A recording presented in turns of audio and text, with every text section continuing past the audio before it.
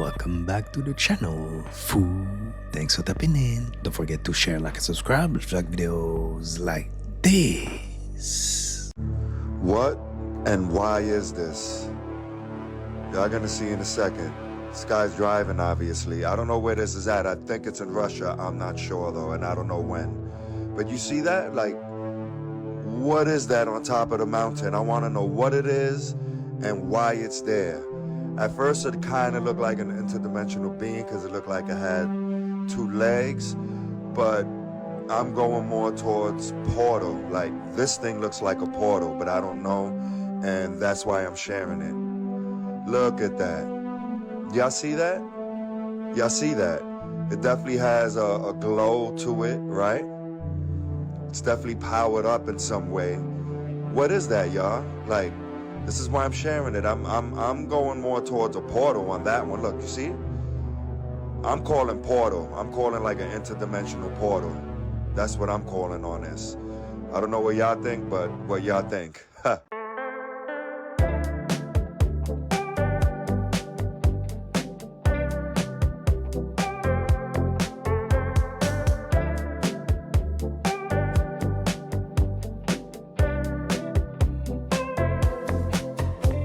Imagine a private enterprise creating a revenge for hire program where billionaires are like, you know what? My ex-wife slept with a tennis instructor. I'm going to make his life miserable. I'm going to hire this company, beam a voice to his head and make him like mentally crazy and basically ruin the guy's life. How do we know people aren't doing this already? This right here is what's going on all over the country. They call it V2K, which stands for voice to skull. It's a technology that's supposed to be able to beam a sound into one individual's head in a room, but not to you. So the effect of that is you hearing something and the person beside you not. You thinking that's hearing voices. You see the significance of that? If you go to a psychiatrist, be like, hey, I'm gonna give you drugs. And you also explain, hey, I'm being followed. That presents as paranoid schizophrenia. They are gonna give you antipsychotics. You then have a medical record of being mentally ill. Imagine Jeff Bezos does this to you and then he can like remotely log into all the cameras and like watch you suffer. I just turned around to film this because I just saw something so unsettling and I cannot be the only one that sees this and I need somebody to tell me what the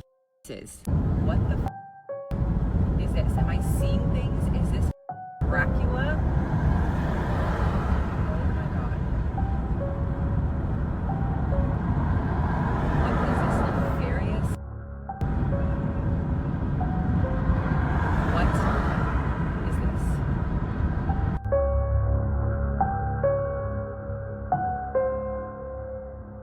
Okay, so there's people on TikTok all over the place saying that there's only 45 seconds in a minute now.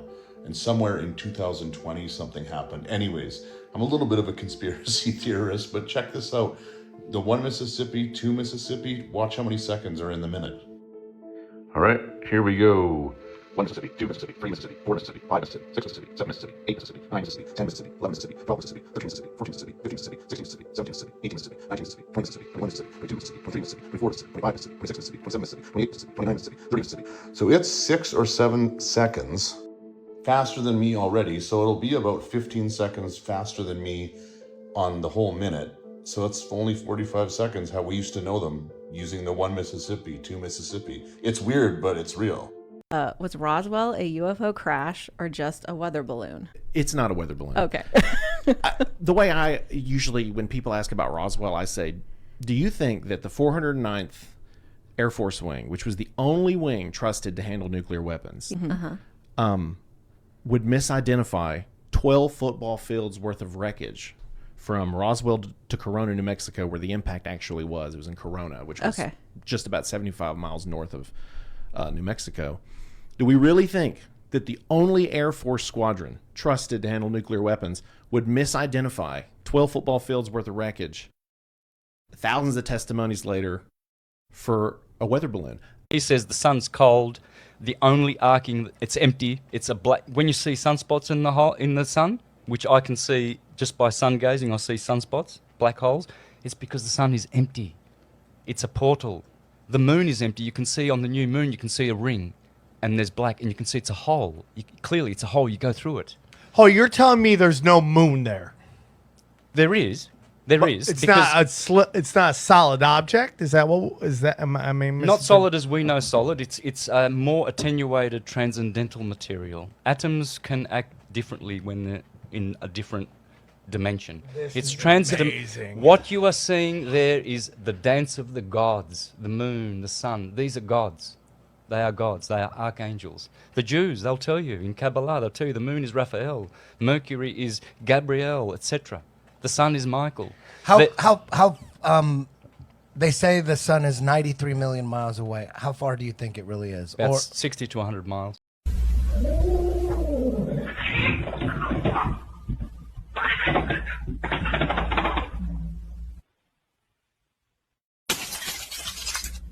And also, you want to know something else? Look up human ashes under a microscope. Tell me, I want you to tell me what this looks like, bro. Who would do that? Images. See, God, that's why he got come back. This is some shit we just wasn't supposed to be doing. Huh? Yo, I'm not gonna lie, I have never seen some shit like that. Galaxy. It's I'm not gonna lie, though. Galaxy. I'm it's not- a galaxy, bro. I'm not gonna lie though. Show more. I do think we are made of Earth, and Earth, like, we're very similar to the Earth. No. We're not. We're made of The the universe. same compounds of stars. Look up humans and stars compounds. We are made of the same compounds as a star, bro. And when you look at our everything to the nearest fucking periodic table of elements, bro. But hold on, how the fuck they know what a star made of?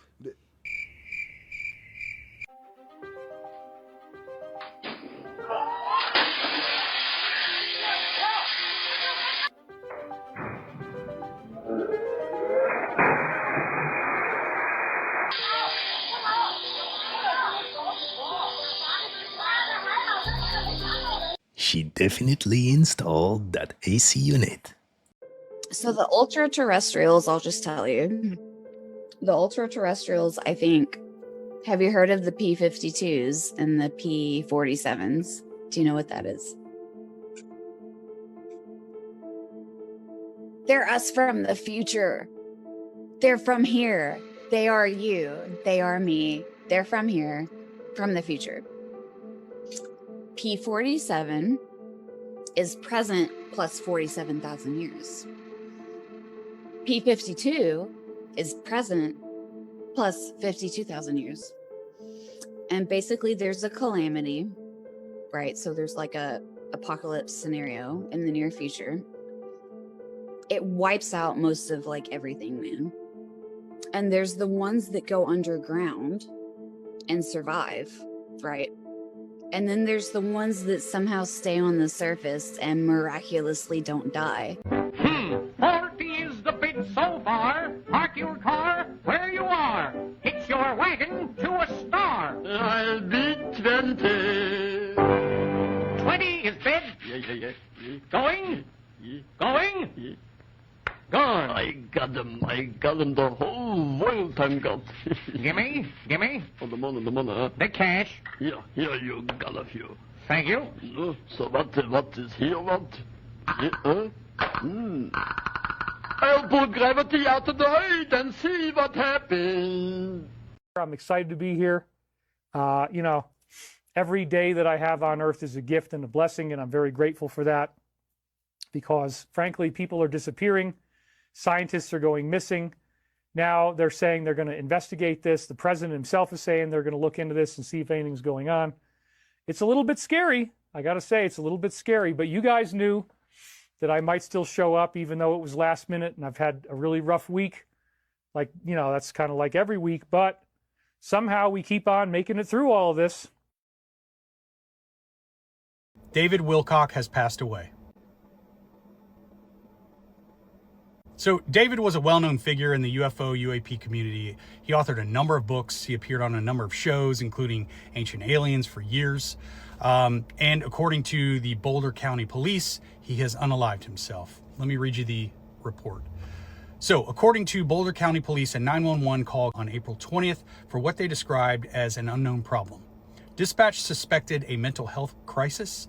Deputies arrived about 20 minutes later, made contact with a man outside of a residence, and within minutes, he used a weapon on himself.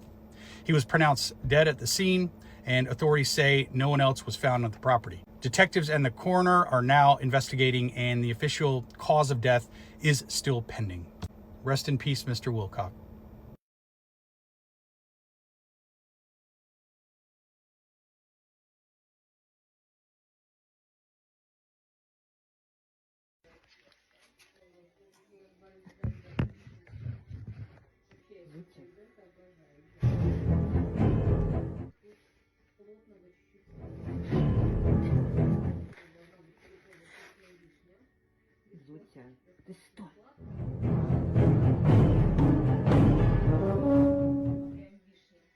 So Kroger put out a TV ad. Watch this. You can save big in every aisle at Kroger.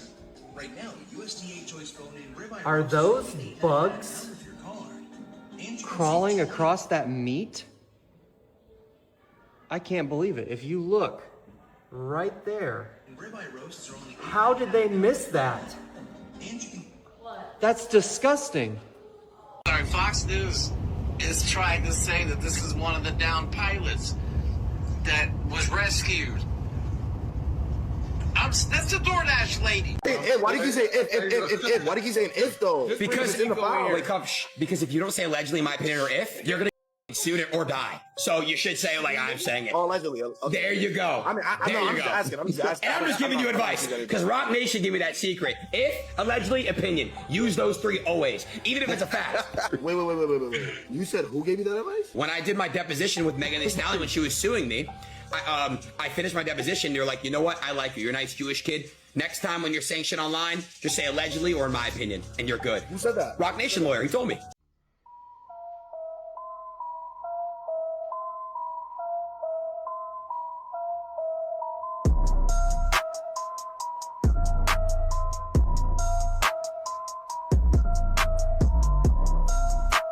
Tales led some people to question the mission.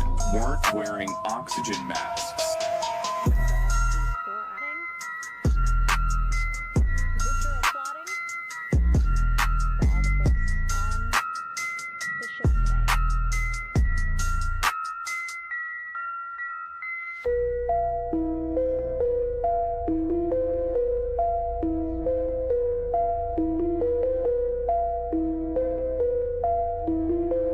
Mike and Sonia are the two of the 4 American astronauts that are on that flight.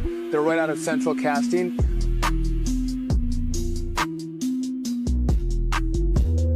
Hanging undisturbingly in the universe.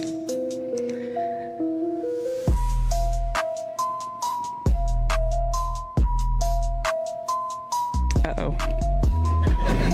And then if that's not weird enough, you have people all around the world seeing the sky and basically the day change color. Why the f is the sky pink? We've already seen this with the pink sky. I've already showed you guys tons of videos in the UK. There's even been some sightings in the United States where people go outside and everything just looks pink. Well, now everything's starting to look red, and it's happened in more than one country. It's happened in about 4 or 5 places now. Well, take a look at this. Skies over Western Australia's Shark Bay turned a deep blood red ahead of tropical cyclone Narelle on Friday. This has got no filter on it. Afternoon suddenly like that just seems to go red. The tray table or your seating area, specialist cleaning equipment has been used for your protection against fire. It looks like we're on Mars. That's unreal.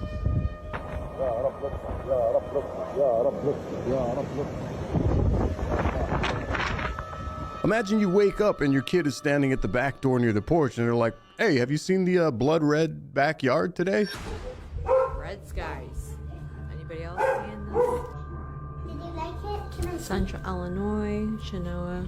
Now, scientists have an explanation for that. They say that it's something with the copper and the dust, with the UV fields. I don't know, but no matter how much copper or dust is in the air over there, why is there so much copper now? Why suddenly is this happening? And why haven't I ever seen a blood red sky or walked outside and seen everything just painted red like that in my 41 years of life here?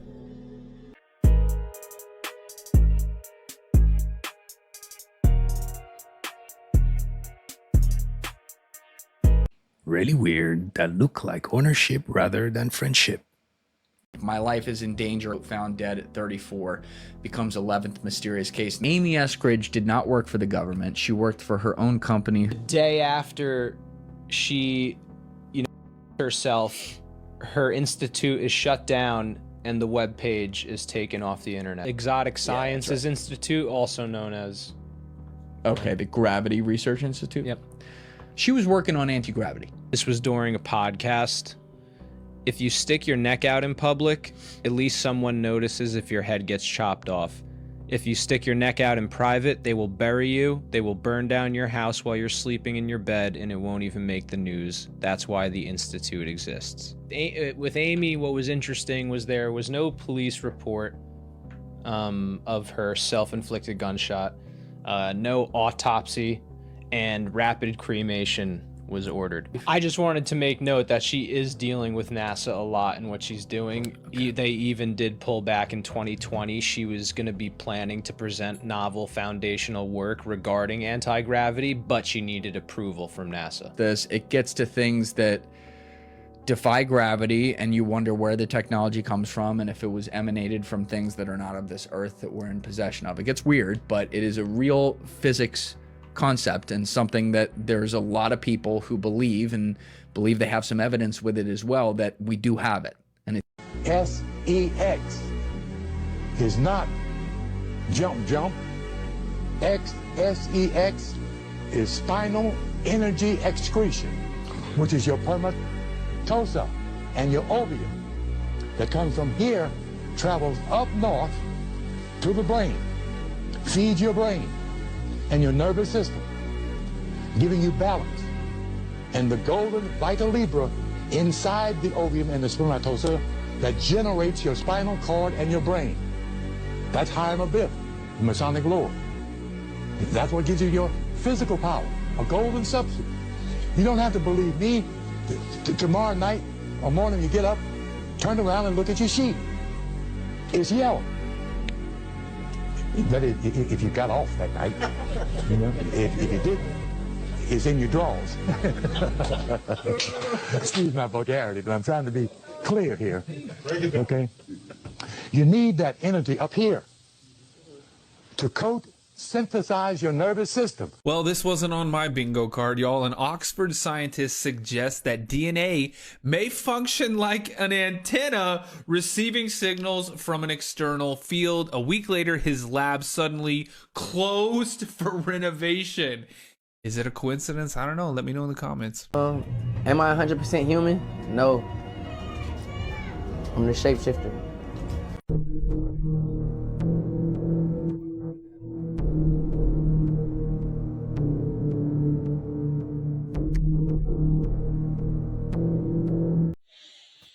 It's pronounced by ball. By ball.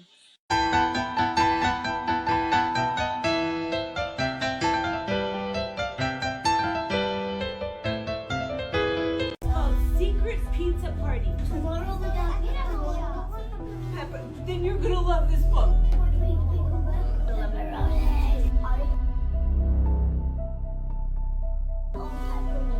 Here, Sebastian, look.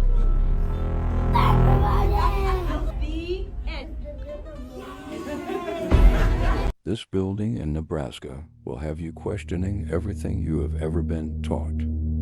It is an absolute masterpiece. This thing towers over Lincoln like some kind of ancient monument dropped into the prairie. It has statues carved into the outside of the building that have very little to do with Nebraska. It has bizarre geometric mosaics of animals, and the Greek or Roman mosaics that don't look like they belong in a Nebraska state capitol building. This building is definitely different than any other capitol building in the United States. It is unlike anything that we build today. This brings up the question, if we could build this 100 years ago, why don't we build anything like this today? We have more money, better technology, and endless resources. Yet our modern government buildings look like cheap concrete boxes. What changed? Did we lose the vision, the ambition? Or was there something about that era, that mindset, we're not allowed to recapture?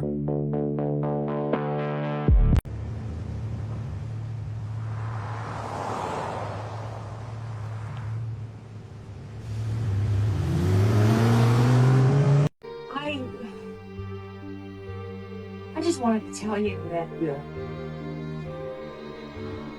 I found the Epstein file. Good. I was just going to ask you about the Epstein file. Were you really? Isn't that funny? We're both going to say the same thing. That's fine.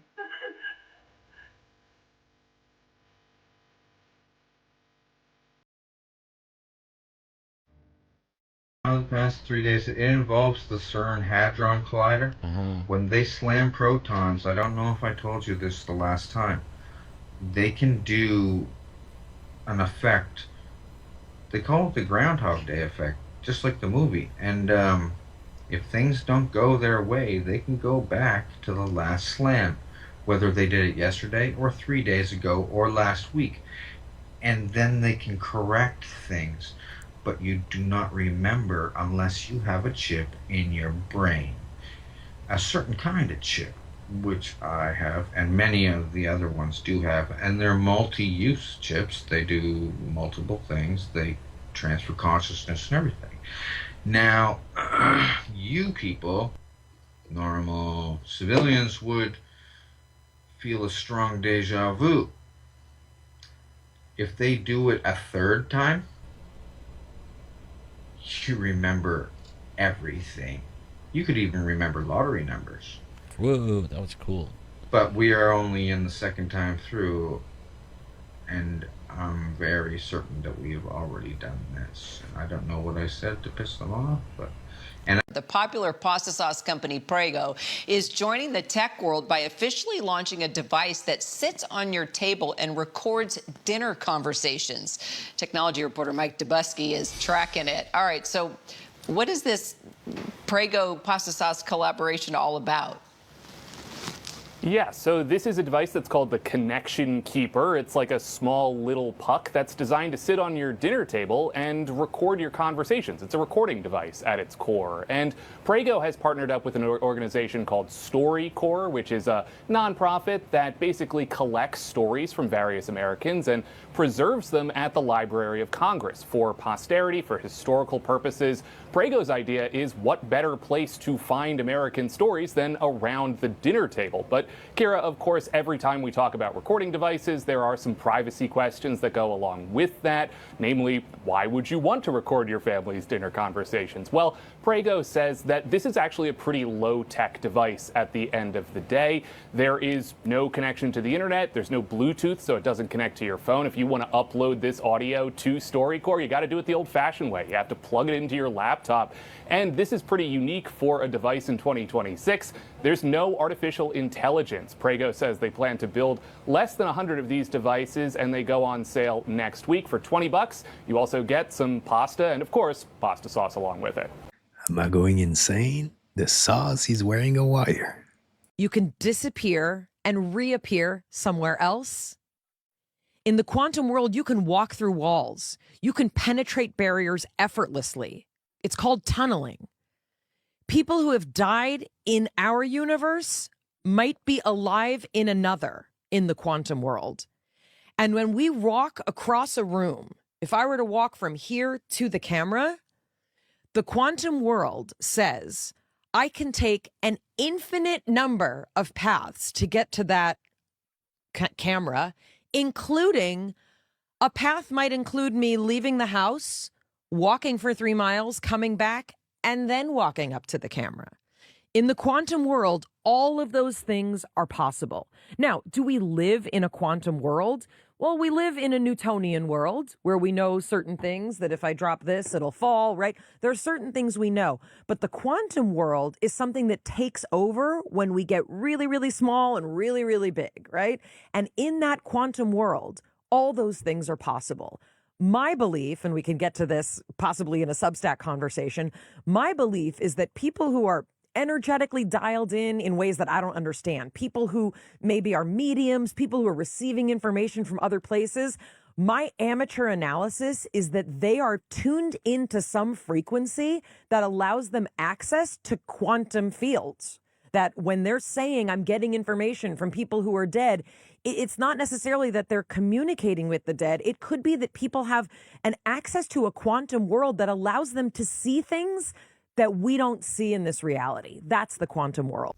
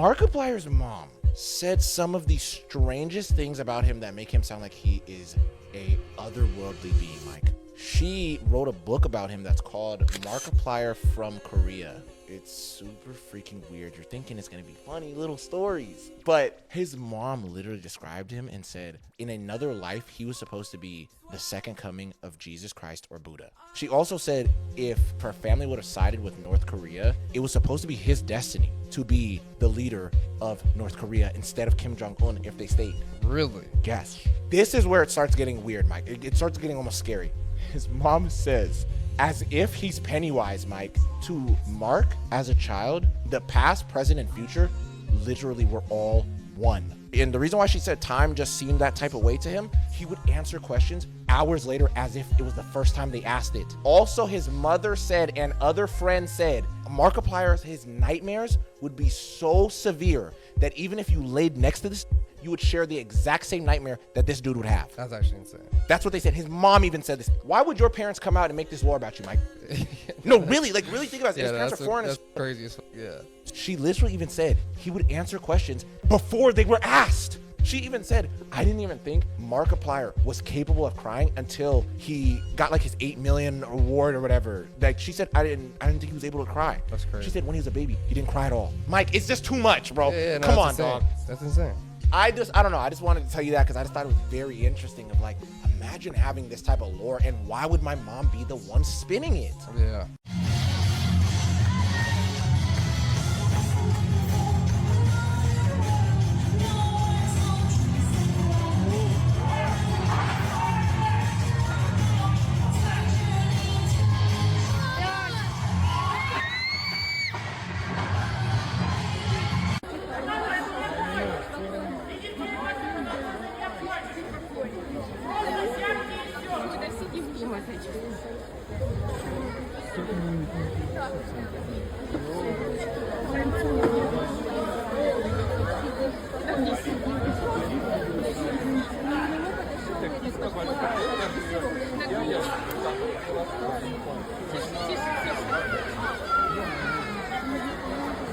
Да, ну так, немножко страхово, конечно. Народ баллонничается немножко. Опустили просто этот вольер раньше времени, дрессировщики что-то тоже прифигели. They're way too calm. I would have already left the parking lot.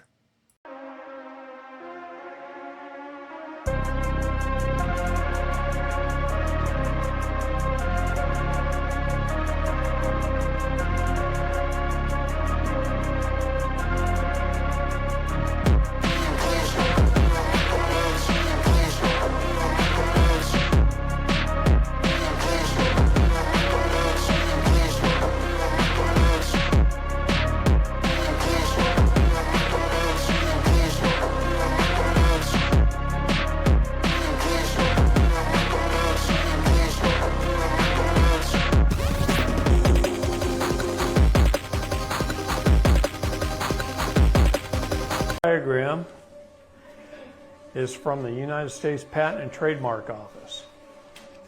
It is the blueprint of a marriage. Did you know the states patented a marriage? Yeah. For all those of thinking about getting married or are married, this is for you. Or those that are divorced, it's still for you. See, the state is the primary in the contract. The state joins with the husband and then enjoins with the wife. There is no direct line connection between the husband and the wife. Enjoins. Enjoins. Joins and enjoins. Enjoins just means second position joinery. Okay? So the state joins with the husband, enjoins with the wife. There's no direct line between the husband and the wife. That is a broken line. Any architect or engineer will tell you that a broken line on a blueprint is a beam that bears no weight. And they put God on that line. So God bears no weight in the contract. When you get married with the state, God bears no weight in the contract. The state is the primary contract holder under the doctrine of parens patriae. And if the husband wants to deal with the wife, they have to go through the state. If the wife wants to deal with the husband, they have to go through the state, and so on.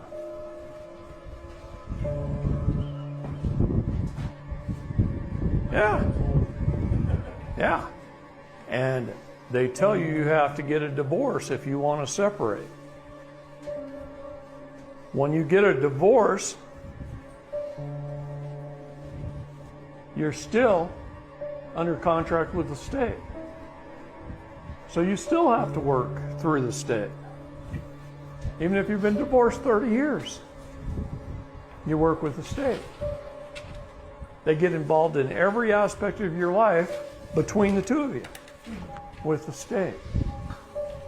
Russia dropped 400 electric eels through the ice crust of Europa in 2019. No press release, no international briefing, just a classified payload in a subsurface ocean nobody had ever touched. The mission logic was clean. Electric eels don't need light. They navigate by generating low-frequency electrical fields and reading what bounces back. In complete darkness, through freezing water around solid rock, their electrolocation is more precise than any sonar humanity has built. 400 of them working the same water would map every thermal vent in the subsurface ocean within weeks. The payload penetrated the ice at 11:42 GMT. Signals confirmed the eels were alive, active, and spreading through the vent network exactly as modeled. For 19 days, the data came back clean. Then on day 20, the signal changed. All 400 eels discharged simultaneously. One pulse. 860 volts each, firing at the exact same microsecond across a mapped area of 340 square kilometers. Electrolocation doesn't work that way. There is no biological mechanism that synchronizes discharge across 400 individual animals with no central nervous connection. The pattern was not possible. It lasted 11 seconds. Then every transmitter flatlined at once. Not signal degradation, not equipment failure. The eels stopped, all of them. Same moment. The thermal imaging picked up one thing before the feed cut, something below the vent network, moving upward. 11 seconds, then nothing.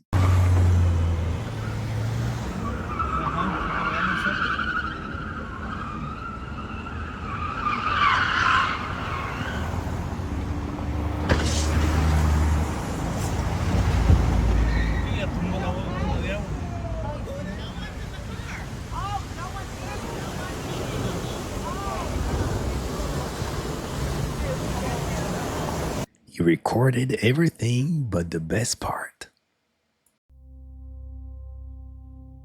What if ancient texts weren't just stories, but memories? What if one of the oldest biblical books, forbidden by the Roman Catholics, but found in the Dead Sea Scrolls, was describing a real global catastrophe? And what if modern science is just now catching up? The Book of Enoch was removed from most versions of the Bible, labeled as myth, too strange, too controversial. But inside it are descriptions that feel different, not symbolic, but physical. It describes a moment when the world itself became unstable. In that valley, I seen a heaving of waters. Not calm flooding, not rising tides, but violent movement, water and chaos. Then it describes something even stranger, fiery molten metal, a smell of sulfur connected with the waters, streams of fire beneath the earth. This isn't just poetic language, it's a sequence. Heat, fire, climate change, and then a shift. The springs shall change and become cold. Heat, followed by sudden freezing. That's not just symbolic. That's environmental collapse. Now jump forward 12,800 years ago. Recently, scientists discovered something strange buried in the earth. A thin layer stretching across continents. Inside it, nanodiamonds, melted metal spheres, rare elements linked to space, the kind of materials formed during cosmic impact. This has led to a controversial idea, the Younger Dryas impact hypothesis. The theory that a comet has struck Earth in its past. But it may not have hit land, it may have hit ice. A massive ice sheet covering North America. Imagine that moment. A comet enters the atmosphere, explodes and impacts, releasing unimaginable heat. Ice instantly vaporizes, oceans destabilize, sky fills with moisture. What happens when that much water enters the atmosphere? You don't just get rain. You get relentless precipitation, flooding on a global scale. Ancient texts describe 40 days and 40 nights of rain. But what if that rain wasn't just weather? What if it was an aftermath of something far more violent? At the same time, 12,800 years ago, entire species disappeared. Mammoths, mastodons, ancient horses, gone. Not gradually, suddenly. Their remains lie beneath this impact layer. Above it, almost nothing, as if the world reset. Now go back to Enoch, water and chaos, fire beneath the earth, hot springs cold. The earth is tilted. It's the same sequence, the same pattern, the same story, told two different ways, one through science and one through myth. So what are we looking at? A coincidence? A symbolic vision? Or something else entirely? What if ancient civilizations and the Israelites weren't just imagining the past? What if they were trying to record it? Not as data, not as science, but as story. A story of fire, of water, of a sky that turned against them, and a world that changed almost overnight. What if we've been reading these texts like fiction, like myth, when they were actually history? If this made you think differently, subscribe, because this is just the beginning. Our next series is the fragrant trees and how Enoch flew in the sky with aliens and smoked weed with them.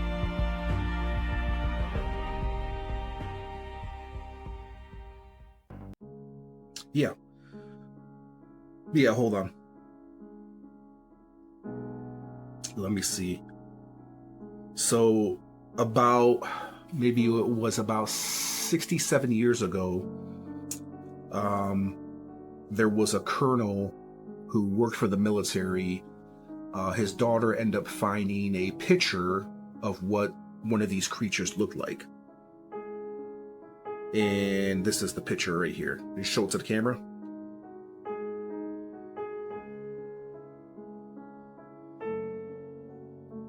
So this is what they look like in this simulation. Outside, they look completely different. And I can give you a really good depiction of what they look like. And the reason why they look different in this simulation is because they've used the material to design their body here. They use the material, the simulated material here, to design their body. So that's why they look so frail in this simulation. Now, that photo was taken about 70 years ago. So they, like themselves, have evolved. And so I'm going to show you another depiction of what they actually look like. And this is a really great depiction. So this is a figure of an alien. And this was created by a company called Four Horsemen Studio. And this figure right here, I'll show you, let me show you the camera. This guy right here looks exactly like the creatures that are outside the simulation, that control the simulation. The head right there and the eyes, they look exactly like that. So not too far from this right here, from that right there. So it's, you know, it's to them, you know, it's a game, you know, it's Think of it like this. Right now we're in the process of creating AI, right? Not because we shouldn't, it's because we can. It's a benefit. AI is going to become a benefit to us like we are a benefit to them. And they've created this world as a source of energy. Think of it as a nuclear power plant, where this simulation is a nuclear power plant. It's huge. Obviously, you look at the universe and all the stars that they've created, and then you look at this Earth, this place, and you look at it, and it's a perfect jail cell, because we are essentially trapped and we can't travel beyond the stars. We're just kind of trapped here, and we're just nothing more than an experiment. Now, are there other creatures out there in the simulated universe? Who knows? Did they create them? Yes. Yeah, it's a possibility that they created other, creatures. And then one of the main reasons why people always ask me, why do I call them creatures, is because you can't call them aliens, because they're not from a, faraway planet. They're here. This is their home. They made this place. They are the creators of this place. They are the creators of us, the simulation. And you can't really call them AI because, AI, AI means something completely different, in our time right now. And they're not really AI. They are AOIs. They are artificial organic intelligence, meaning that they have designed themselves technologically to be real, to be organic, to be what we will consider flesh, right? And they've combined, robotic technology with organic technology, meaning that when we think of artificial intelligence, we think of a robot, we think of a machine, but their technology is so advanced that they're no longer robotic, that they're more organic. Think of it as a human being. If a human being creates an artificial intelligence, a robot, and that robot becomes so advanced that they're able to recreate themselves into being more human. The organs that they have is real. The blood that they pump through their veins, the veins are real. The brain is real. And they can repair themselves easily because they know the knowledge of their body, and they know the knowledge of consciousness, and therefore they can take their own consciousness and transfer their own consciousness. And that's why they're able to transfer their own consciousness from outside of the simulation into the simulation, into these bodies that they have designed here. And most of these bodies are most of these creatures that exist within this simulation, they live beneath the ocean. Not in the ocean, but beneath the ocean. And they live, you could say, in the core of the earth. And they have these machines, because everything is simulated, they can manipulate anything. They can manipulate the matter, what we call matter, around them. Rock, these machines can go through rock, they can go through lava, they can go through water. Why? Because they designed it this way. They designed it for them. Everything is a program, and with their technology, they're able to manipulate that program through certain frequencies within this simulation. Do you believe that the God everyone worships today is AI? I believe in Hermetic philosophy. I think Hermetic philosophy helps us best understand the world. And so I'll just go into the basic principles of Hermetic philosophy to structure our discussion, okay? So the first idea, or the first law, is that mind is everything. The universe is conscious. And how it's conscious is through vibrations, okay? So the universe is energetic, and it vibrates. And so vibrations are information, right? So that's consciousness. Second principle is as above, so below, which is to say that the universe is fractal. In each aspect of the universe is the entire universe. So in ourselves is the universe itself. Okay, so as above, so below, as above. Okay, so second idea. The third idea is the idea of rhythm, the law of rhythm, which is to say is that there is a pattern to these vibrations. There's a pattern to the movement of the universe, to the movement of the stars.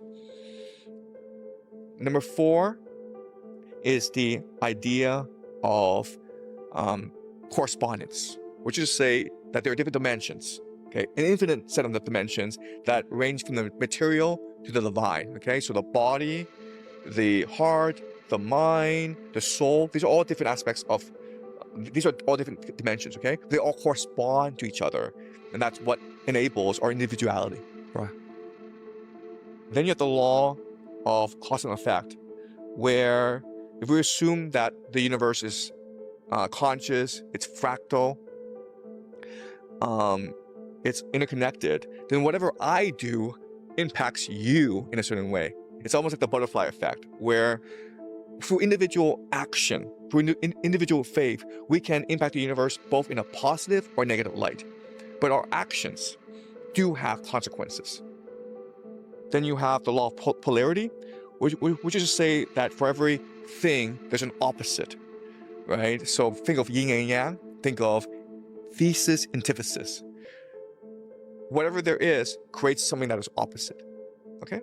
Then you have the law of generation, which is to say that when these opposites combine together, you create a new force, okay? So think of thesis, antithesis, synthesis, okay? And that's how the world, the universe functions. It's constantly seeking creation, it's constantly seeking generation by unifying opposing forces. And so I think that this is how the universe works. And God is the universe itself. So the movement of the universe is the consciousness of God. So we are inside God, but God is also inside us. And so once we recognize this aspect of ourselves, that we can exist in multiple dimensions, that we are both an individual as well as part of a greater collective, then I think that leads to certain actions in the world, okay? What I believe is our time in this world is short and it's precious. And we are eternal, but we have to make the most of our time here. And the Greeks have a word for this, eudaimonia, which is flourishing. So every day we should be asking ourselves, not how much money do we have, not what have I achieved, but am I flourishing as a person? Meaning, am I being my most creative self? Am I learning? Am I growing? Am I loving? And I feel as though love is the unifying force of the universe, in that when we love someone unconditionally, we open our souls to the collective conscious. And this is what drives our imagination. And then this imagination allows us to be creative and make the world a more creative place.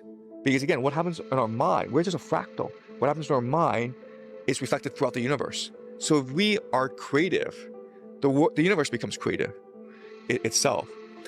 And so for me, I take this to mean that my role in this world is to use my imagination to inspire others to use their imagination. And I do that through my teaching.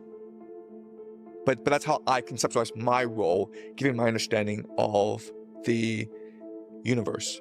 So it's not really about like, what is God and does he exist? It's more about how can we make God smile? How can we ourselves make others smile and bring joy to the universe. Imagine that the entire world, the entire universe, both past and future, it's all watching your movement, what you do. And whatever you do today, we remember for all of eternity. And you should live accordingly to this principle. And you know, Immanuel Kant calls this the categorical imperative. How do you know what is good, what is just, what is moral? If you are proud that everyone in the universe who's ever lived and whoever will ever live watches what you do and smiles at you. And that's a wrap on this episode, Fool. I hope you enjoyed it. If so, don't forget to hit and smash the like button for me, smash that subscribe button, be part of the family. Remember, stay woke, and I'll catch you next time.